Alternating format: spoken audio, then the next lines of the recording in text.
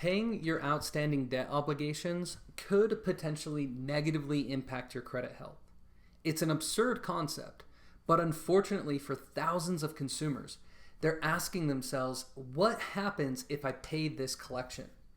Now, for a lot of people who are trying to improve their credit health, they go in and they pay those old collections, and it updates the statute of limitations associated with that account, lowering their credit score and impacting their credit health. So what should you do?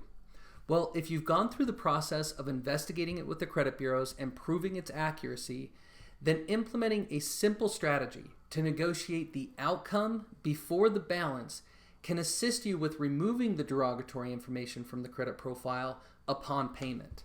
Now, some debt collectors are willing to work with you to remove derogatory information, and some are not.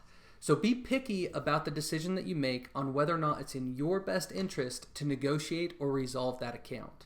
If you have questions about credit health, or if you're looking to improve your overall credit health, feel free to reach out to us or go to premiercreditco.com or mycreditreadyplan.com to get free resources and access to educational platforms that can help you reach both your short-term and long-term credit goals.